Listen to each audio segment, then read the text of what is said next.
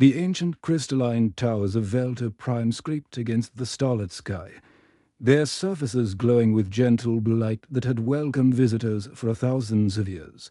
But tonight, that light flickered with terror as massive shadows blotted out the stars above. Elder Kessara pressed her translucent body against the communication chamber's walls, her six-fingered hands trembling as she watched the bioships descend like metallic locusts, each vessel pulsed with organic life, their hulls breathing and shifting as if they were living creatures rather than machines. The void-born swarm had finally found them. They're landing in the eastern districts, whispered her aide, Mervik, his ethereal form barely visible through his panic. The consumption has begun. Kessara closed her large, pearl-like eyes and felt the screams of her people echoing through their telepathic bond. The Kathmori had never known violence. For 3 million years, they had lived in perfect harmony, their civilization built on art, philosophy, and the gentle cultivation of crystal gardens that sang in the stellar winds. Now, those gardens were being devoured. She activated the emergency transmitter, a device they had hoped never to use. Her voice, melodic even in desperation, began broadcasting across the galaxy. Any civilization receiving this transmission, please respond. This is Elder Kessara of the Kathmori Collective. Our world of Velta Prime is under attack by the entity known as the Void-Born Swarm. They consume everything in their path. We have no weapons, no defenses. We are a peaceful people who have never harmed another living being. If there is anyone out there who can help us, please, we are dying. The transmission repeated automatically as Kessara watched the bioships tear through her city's outskirts. The alien creatures moved like a plague, consuming buildings, technology, and people alike, growing stronger with each meal, thousands of light years away, on a blue planet orbiting a yellow star. Captain Lee Junho rubbed his tired eyes and reached for his coffee cup. The liquid had gone cold hours ago, but he barely noticed. Something about tonight's deep space monitoring shift felt different. The sole deep space communications ray hummed quietly round him. Its massive dishes pointed toward the void, listening for signals that might never come. Most of his colleagues thought the job was pointless. Humanity had been listening to space for decades without hearing so much as a radio commercial from another world. But Junho believed he had too. When the alien transmission first crackled through the speakers, his colleague Park Ji-sung laughed from across the room. Another one of those conspiracy theory broadcasts. Hey, someone's having fun with their ham radio. But Junho leaned forward, his trained ear catching something the others missed. The signal wasn't coming from Earth. The mathematical patterns embedded in the transmission were too complex to alien. This was real. His hands flew over the keyboard, running the signal through every analysis program they had. The results made his blood run cold. The transmission was coming from a star system over 400 light years away, and the power required to send it meant whoever was broadcasting had technology far beyond anything on Earth. Director Park Minji, he called out, his voice cutting through the quiet hum of the facility. Director Park Minji looked up from the reports, her silver-streaked hair catching the monitor's glow. At 55, she had spent her entire career listening to empty space, but something in Junho's tone made her move quickly. "What is it?"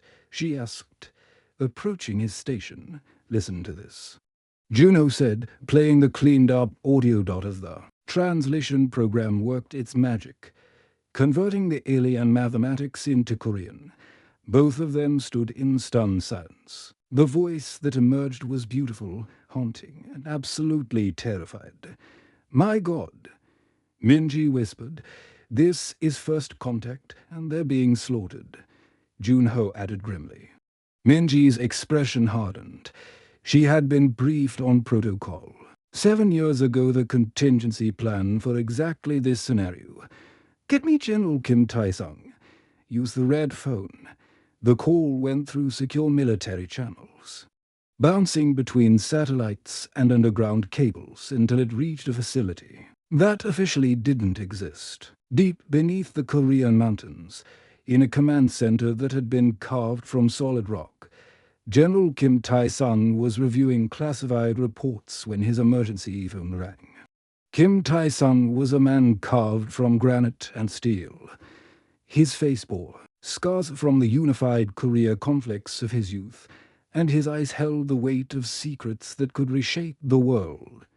When he answered the phone and heard the alien transmission, he didn't waste time on disbelief. Colonel Choi Hae-jin, he brought to his aid, a sharp-eyed woman who had been his right hand for 15 years, confirmed this transmission. Full analysis. Hae-jin's fingers danced over her console, pulling data from deep space sensors that the public didn't know existed. What she found made her pause. Sir, our sensors confirm massive energy signatures in that sector. We're detecting weapons fire, shield emissions, and something else. The attacking ships don't match any known technology in our databases. They're organic, sir. Living ships. Kim Tae-sung nodded slowly. For 50 years. Ever since the Roswell incident had revealed humanity wasn't alone. A secret international coalition had been preparing for this moment. They had built weapons in space, trained soldiers for zero-gravity combat, and developed technology that would seem like magic to most of Earth's population. They had prepared for invasion, for war. For every possible first contact scenario except this one being asked to save someone else. Sir, Hae-jin continued, the attacking force. It's the same energy signature we detected consuming the Zirian system 3 months ago, and the Zelta Nebula colonies before that. Whatever these things are, they're moving through our galaxy like a plague. The generals weathered hands clenched into fists. Earth's location was a closely guarded secret, but if these Void-born continued their path of consumption, they would eventually find humanity. How long until they discover Earth? He asked. At the current rate of expansion, 18 months, maybe less. Kim Tae-sung stared at the star charts on his wall, each one marking humanity's secret outposts and hidden fleets. The Kathmori weren't just asking for help, they were offering humanity a chance to test their weapons against a real galactic threat before it arrived at Earth's doorstep. Activate Protocol 7. He commanded, his voice echoing through the command center. Wake up the fleet. It's time for humanity to introduce itself to the galaxy. Across the facility, alarms began to sound, not the harsh warning klaxons of emergency, but the steady, rhythmic tones that meant humanity's greatest secret was about to be revealed. In hidden bases scattered throughout the solar system, warships that had never seen battle began powering up their engines. The age of hiding was over.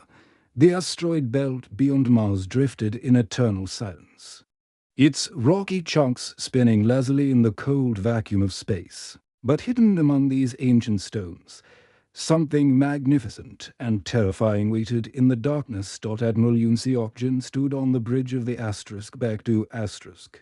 His reflection ghosted in the reinforced viewport that looked out over humanity's greatest secret. At 45, he was the youngest person ever to command Earth's hidden fleet, chosen not because of political connections or family name, but because he could think 3 moves ahead of any enemy.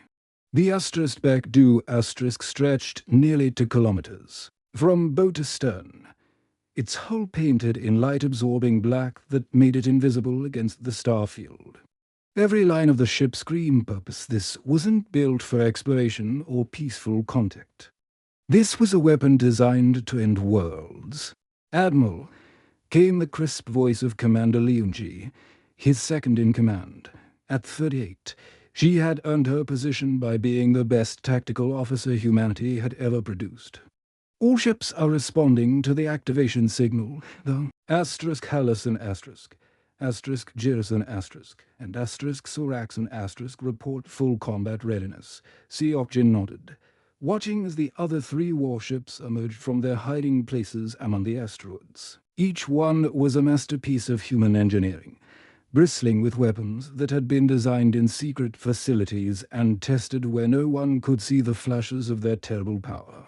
The Hallas and specialized in long-range bombardment. Its hull packed with kinetic cannons that could punch holes through planetary crusts. The Girison was built for electronic warfare, capable of jamming alien communications across entire star systems. The Soraxon carried humanity's most experimental weapons devices that bent the laws of physics in ways that would make enemy ships simply stop existing. Sir, called Lieutenant Park Sang-woo from his communications station, his young face serious with the weight of the moment.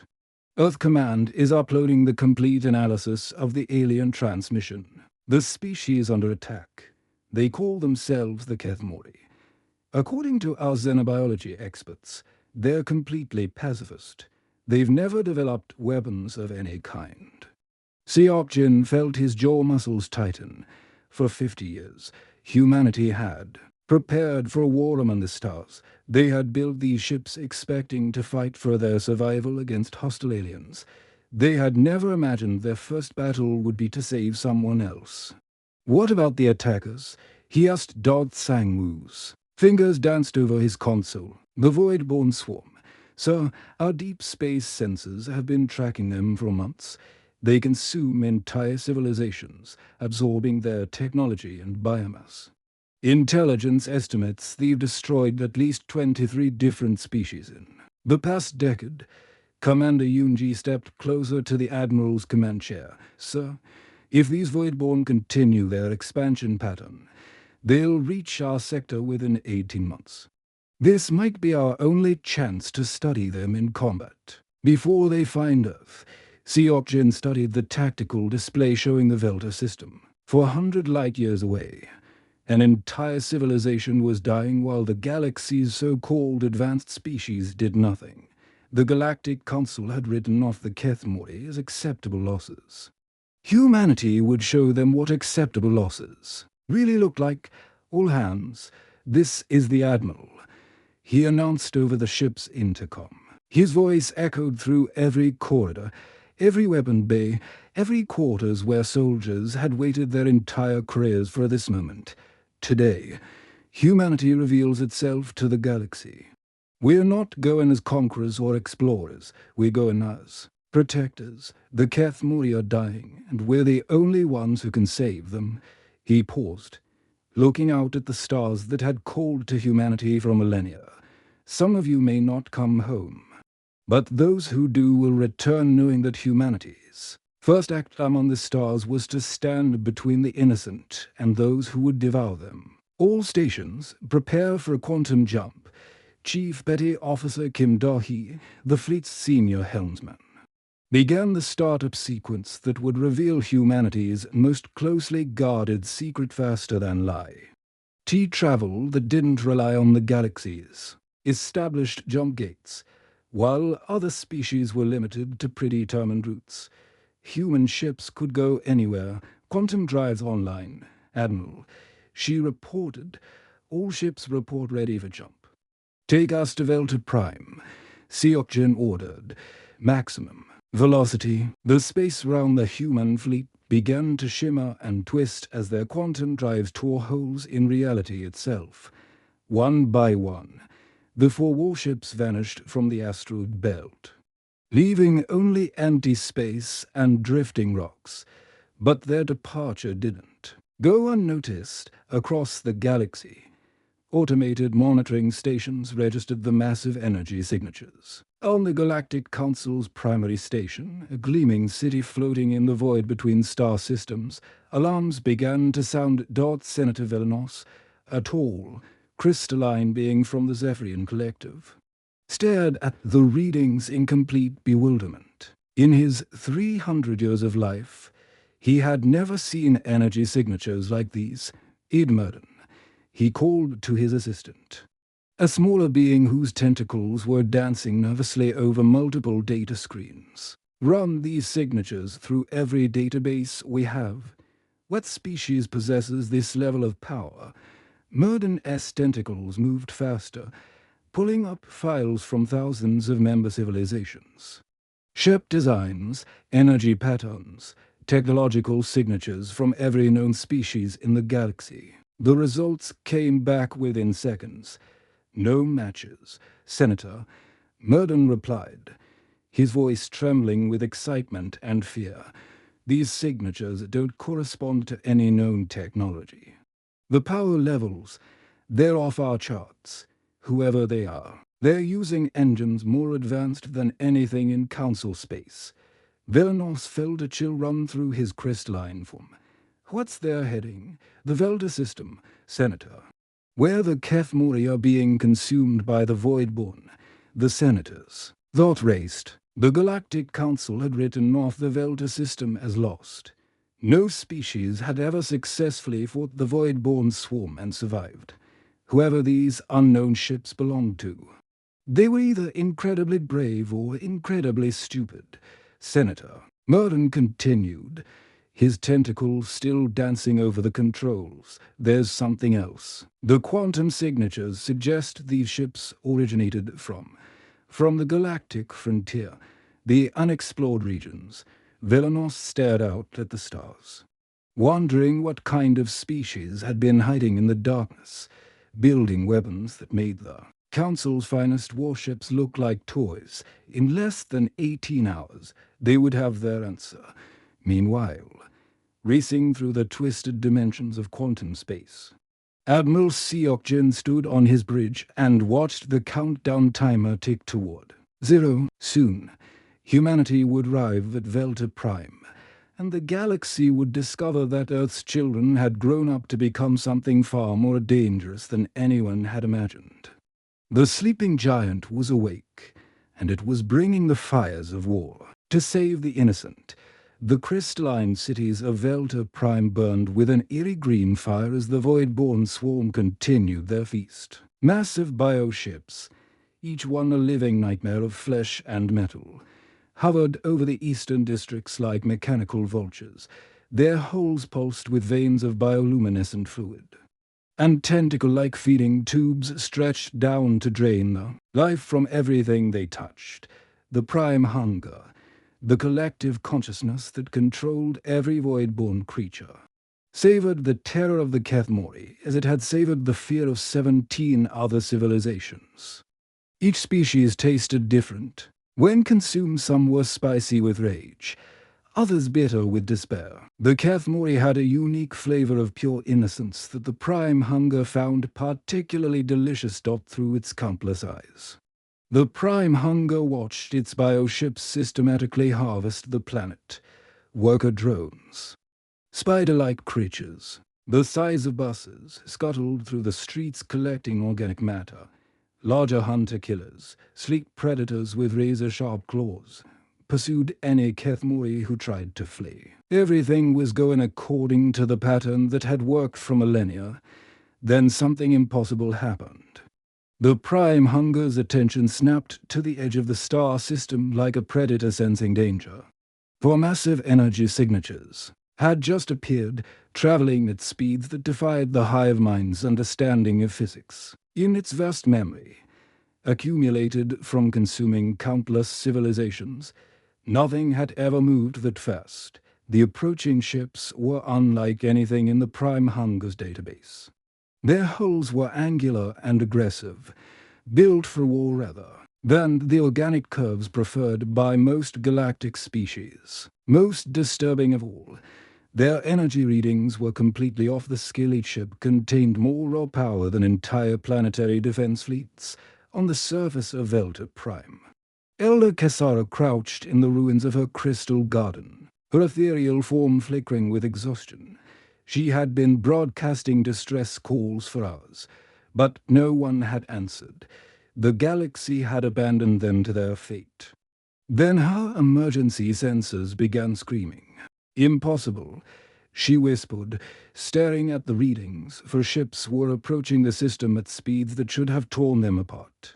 Their power signatures were so massive that her instruments couldn't properly measure them. Elder Colton Mervek hurried as he stumbled through the rubble toward her. The deep space sensors are detecting incoming vessels, but their technology, it's beyond anything in the galactic databases. Kisara felt a flutter of hope in her crystalline heart.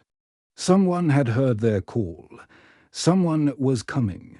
The human fleet dropped out of quantum space at the edge of the Velta system in perfect diamond formation. The *Bekdu* took point, its weapons already charging for battle. The other three ships spread out in a combat pattern that would maximize their firepower, while protecting each other's flanks.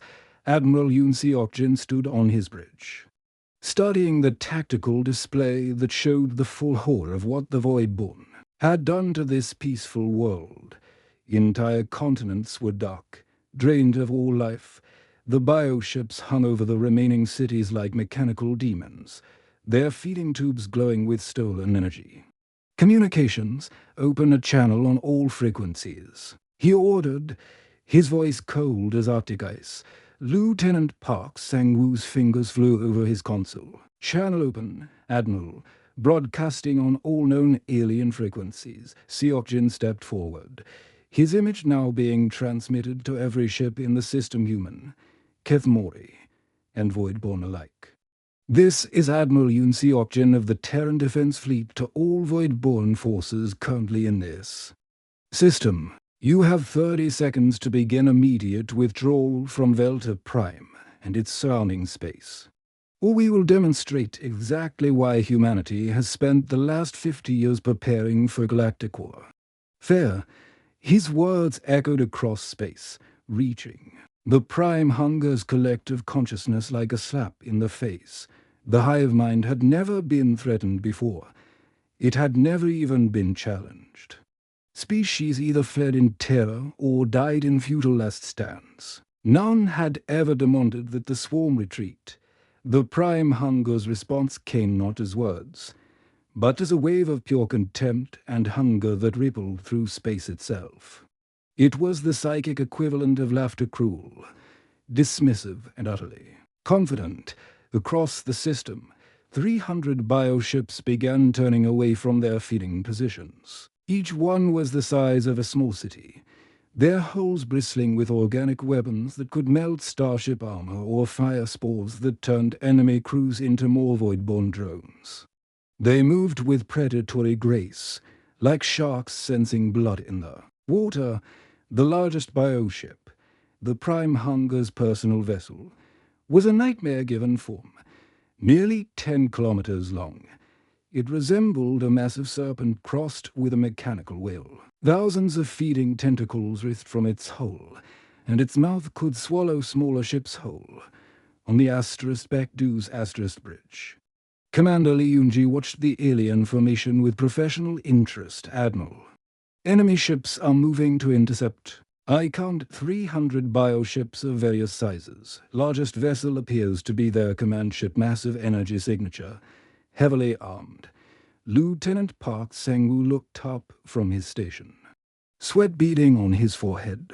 Sir, we're receiving what appears to be a psychic transmission from the enemy. It's trying to induce fear and despair in our crew. Chief Petty Officer Kim Do-hee snorted from her position at the helm. Good luck with that. We've been training for this fight our entire lives. Admiral Seok-jin watched the countdown timer on his display tick towards 0. 30 seconds to give the Voidborn a chance to retreat. 29. 28. It was more mercy than they had shown any of their victims, sir, reported Commander Yoon-ji. All ships report weapons hot and ready. The Hallison has target locks on the largest bioships. The Jirison is preparing to jam their communications. The Soraxon has its experimental weapons charged and ready. The timer hit 0.SCO. Cajun's expression didn't change, but something deadly flickered in his eyes. He had hoped the Voidborn would be smart enough to run. He had given them a chance to avoid what was about to happen. But the galaxy's greatest predators had made their choice. Signal all ships, he said quietly, his words carrying the weight of humanity's first act of war among the stars, weapons free. Show them what happens when you threaten the innocent. The bridge lights dimmed as the *Bacdu's weapon systems drew power. Across the human fleet, similar preparations were taking place. Humanity had spent 5 decades building these ships, training these crews, and perfecting weapons that would make the galaxy's nightmares look like children's toys. The Voidborn swarm was about to learn why apex predators should never assume they're at the top of the food chain. The battle for Avelta Prime was about to begin, and the galaxy would never be the same. The silence of space shattered as humanity revealed what 50 years of preparation could create. The Bacdu's main batteries opened fire with a sound that shouldn't have existed in the vacuum, a deep, resonating roar that seemed to come from the ship's very soul. Fire. Admiral Yoon Seok-jin's command echoed across the bridge as streams of superheated metal erupted from the human warship. The kinetic penetrators screamed through space at 90% light speed, each projectile carrying the energy of a small nuclear bomb. They struck the first wave of bioships like the fist of an angry god, punching through holes that had withstood centuries of galactic warfare. The Voidborn vessels, each one a living nightmare of flesh and metal, simply exploded. Brilliant flashes lit up the dark space as alien ships that had devoured entire civilizations were torn apart in seconds. Direct hits across the board. Lieutenant Park Sang-woo shouted over the chaos, his voice filled with fierce joy. 15 bioships destroyed. In the opening salvo, their shields didn't even slow us down. On the surface of Avelta Prime, Elder Kessara felt her crystalline heart skip as she watched the impossible unfold on her senses. The human ships weren't just fighting the Voidborn, they were slaughtering them, but the Prime. Hunger had not consumed 17 civilizations by being weak. The surviving bioships began to change, their hulls flowing like liquid metal as they adapted to the human weapons. Armor plates shifted and thickened, creating angled surfaces designed to deflect the kinetic rounds. Enemy ships are adapting, Commander Lee Yoon-ji reported, her tactical display showing the alien hulls reforming. Their armor is changing structure to counter our kinetic weapons. Admiral Seok-jin smiled coldly. Humanity had fought wars for thousands of years. They knew that no armor was perfect, no defense absolute. Deploy quantum torpedoes, he ordered. Show them what happens when they try to adapt to human ingenuity. The Hallison and Jerison fired in perfect synchronization, their torpedo tubes launching weapons that existed in multiple dimensions at once. The quantum torpedoes phased through normal matter like ghosts, passing through the bioship's adaptive armor as if it didn't exist. Then they detonated inside the alien hulls. The explosions were beautiful and terrible cascading waves of quantum fire that unraveled the very atoms of the bioships. Entire sections of the Voidborn fleet simply ceased to exist, their matter scattered across dimensions that had no names. The Prime Hunger felt something it had never experienced before. These humans fought with a ferocity and intelligence that none of its previous victims had possessed. But the hive mind had resources beyond counting. From the surface of Avelta Prime, from hidden bases on the system's asteroids, from the dark side of the planet's moon, more bioships emerged. Hundreds of them, then thousands, rising like a plague of locusts to overwhelm the 4 human vessels. Sir, Chief Petty Officer Kim Do-hee called out, her usually steady voice tight with concern. We're counting over 3,000 enemy contacts now. They're emerging from everywhere the planet, the moons, hidden bases we never detected. The tactical display showed the full horror of the situation. The human fleet was surrounded by a growing swarm of bioships, each one hungry for revenge against these newcomers who dared to challenge the galaxy's apex predators. Recommend we deploy the gravity lance, Admiral. Kim Dahi continued. It's our only chance against these numbers. Si Okjin hesitated. The gravity lance was humanity's most classified weapon, a device so dangerous that its very existence was known only to a handful of people. It could create localized black holes, artificial gravity wells that could crush matter down to a single point, but using it would reveal to the galaxy that humanity had learned to weaponize the fundamental forces of the universe. Round them, the bioships were closing in. Organic weapons began firing streams of acidic plasma that could melt through starship hulls, living missiles that could phase through shields, and worst of all, boarding pods filled with void-born drones that would turn the human crews into more servants of the hive mind. Admiral, Commander Yunji shouted. Incoming boarders. The *Jerison* reports successful penetration of their hull. Si Okjin made his decision. All ships, prepare for gravity lance deployment. Authorization code Alpha 77. The *** began to change. Hidden panels slid open along its hull, revealing a weapon that looked like a massive tuning fork made of crystalline metal. Energy coursed through the device as it drew power from the ship's quantum core. Gravity lance charging, reported the weapon's officer, targeting the center of the enemy formation. Space itself began to groan as the weapon reached full power. The stars seemed to bend toward the ***, and even light began to curve around the ship's position. Fire. The gravity lance discharged with a sound like reality tearing. A sphere of absolute darkness appeared in the center of the void-born fleet, a hole in space where gravity had become so intense that not even light could escape. The bioships caught in the weapon's effect didn't have time to scream. They were crushed down to points of infinite density, their matter compressed beyond existence. The artificial black hole lasted only seconds before collapsing in on itself, but in that brief moment, it devoured nearly a quarter of the void-born fleet. The prime hunger reeled in shock. In all its millennia of existence, it had never seen a weapon that could simply delete matter from the universe. These humans weren't just advanced, they were terrifying. On Delta Prime, Elder Cassara watched the impossible battle with growing amazement through her crystal-clear eyes.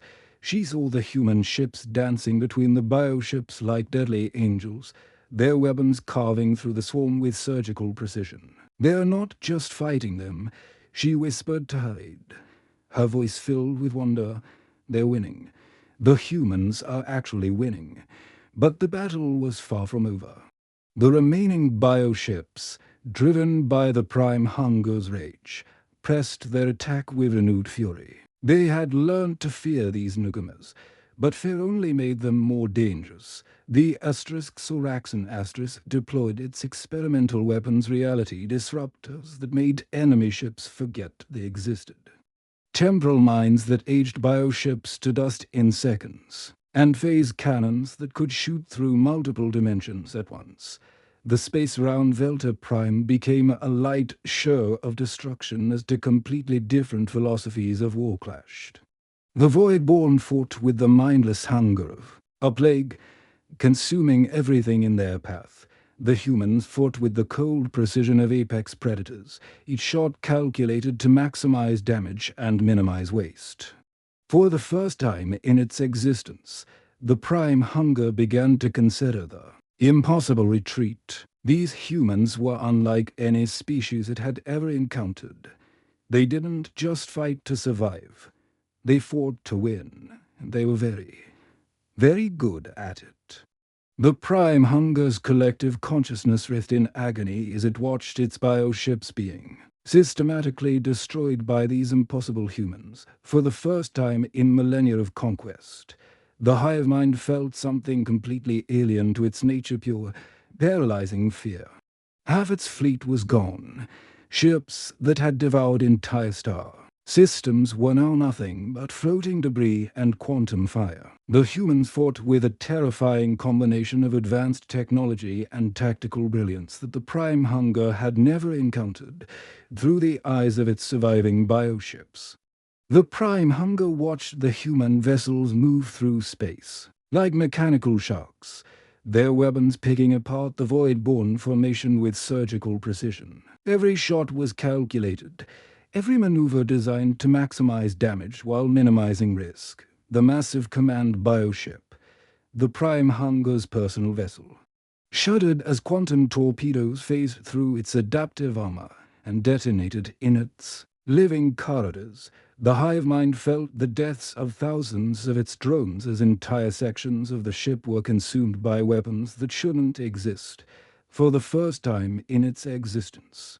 The Prime Hunger made a decision that went against every instinct it possessed. It gave the order that no Void-born commander had ever given before. Retreat. The surviving bioships, their hull scarred and bleeding organic fluid, began to disengage from combat. They moved with desperate speed, their living engine screaming. As they fled toward the edge of the star system, Admiral Yoon Seok-jin watched the enemy withdraw with cold satisfaction. The Void-born, terror of the galaxy, were running like beaten dogs, but he didn't pursue them. The mission was to save the Kethmori, not to hunt down every last alien ship. Ceasefire, he ordered. Let them go. They'll spread word of what happened here to the rest of the galaxy. Commander Lee Yoon-ji looked up from her tactical display, her face showing the strain of the battle. Sir, shouldn't we finish them? They'll only come back stronger. Seok-jin shook his head. No. Today, we showed the galaxy that humanity exists. But we also showed them that we fight to protect, not to conquer. The Void-born will remember this lesson. Lieutenant Park Sang-woo activated communications. Admiral, we're receiving transmissions from the planet's surface. The Kethmori are trying to contact us. Put them through. The main screen flickered to life, showing Elder Kessar standing in the ruins of her crystal garden. Her ethereal form was dimmed with exhaustion, but her large eyes shone with tears of gratitude. To the humans who saved us, she began, her musical voice carrying across space. We are the Kethmori. For 3 million years, we have lived in peace, never knowing violence or war. Today, you showed us that there are still those in the galaxy who will fight for justice. How can we ever repay you? Seok-jin stepped forward, his image now visible to the entire surviving population of Velta Prime. By remembering that humanity protects those who cannot protect themselves, we didn't come here for payment or reward. We came because it was the right thing to do. His words were broadcast not just to the Kethmori, but across the entire galaxy. Every monitoring station, every deep space relay, every diplomatic channel carried the message of humanity's first contact. But Seok-jin wasn't finished. He opened a new channel, this one directed specifically at the Galactic Council's headquarters. This is Admiral Yoon Seok-jin of the Terran Defense Fleet to the Galactic Council. Humanity is no longer asking for recognition or requesting permission to exist. We are informing you that we have arrived. We have just eliminated a threat that you all considered unstoppable. The Void-born swarm that has devoured 17 civilizations has been defeated by 4 human ships. He paused, letting the implications sink in across the galaxy. The question now is simple. Do you welcome us as allies in the fight against the darkness, or do you make the same mistake the Void-born made by underestimating us? On the Galactic Council station, chaos erupted. Senator Velenor stared at the battle recordings with absolute disbelief. The footage showed human ships moving through the Void-born fleet like angels of death, their weapons turning the galaxy's greatest nightmare into cosmic dust. This is impossible, whispered his aide. Murden, the Void-born have never been defeated. They've consumed entire sectors. Velenos watched as the human ship called **** deployed its gravity weapon, creating a localized black hole that devoured dozens of bioships in seconds. These humans don't just have advanced technology, he said quietly. They've weaponized the fundamental forces of the universe. Emergency sessions convened across the galaxy. Species that had dismissed Earth as a primitive backwater now realized they shared space with beings who could create artificial black holes and phase matter through dimensions. On the war world of Krextar, the battle-hardened Krexan Empire reviewed the footage with professional interest. General Thokvar, their supreme military commander, studied the human tactics with growing respect. "They fight like us," he growled to his staff. "But their weapons, they're beyond anything we've ever seen." The peaceful meditation collective of Zentori held emergency prayer sessions. They're telepathic monks trying to understand the psychic signature of these new rivals. The humans' minds were unlike anything they had encountered focused, disciplined, and utterly without fear. Even the ancient precursor archives, the galaxy's oldest civilization, stirred from their million-year slumber to analyze the human technology. Their automated systems ran continuous scans, trying to understand how these newcomers had achieved such advanced weaponry on Velta Prime. The Keth Muri began the long process of rebuilding their world. But they also began something else: construction of massive crystal monuments dedicated to their human saviors. Each structure was designed to sing with the stellar winds, carrying the story of humanity's first act among the stars. Deep in the hidden command center beneath the Korean mountains, General Kim Tae-sung watched the galactic news feeds with grim satisfaction. Every major species was talking about humanity now. Some with fear, some with respect, all with a new understanding that Earth was no longer isolated, sir, reported Colonel Choi Haijin. "We're receiving diplomatic overtures from over 50 different species," the Galactic Council is requesting formal contact. Even the Krexan Empire wants to discuss military cooperation. Kim Tai-sung nodded. Humanity has made its introduction to the galaxy, not as explorers begging for acceptance, not as traders seeking profit, but as protectors who will stand against the darkness across the galaxy. The remnants of the void-born swarm fled toward the galactic rim, their bioships damaged and their hive mind shattered. The Prime Hunger, for the first time in its existence, knew what it meant to be prey. But humanity's message was clear to all who witnessed the battle. The galaxy had new guardians, and they were very, very good at their job. In the depths of space, human patrol ships began establishing a perimeter around Velta Prime, their presence a promise that the Keth Muri would never face such horror again. The age of human isolation was over. The age of human protection had begun. Species across the galaxy faced a choice: seek humanity's friendship and protection, or hide in the shadows and hope these new apex predators would overlook them. Most chose wisely. The galaxy would never be the same again. Humanity had arrived, and they had announced themselves not with words, but with the thunder of weapons that could end worlds and the promise to use them only in defense of the Inic. ENTTHE ****.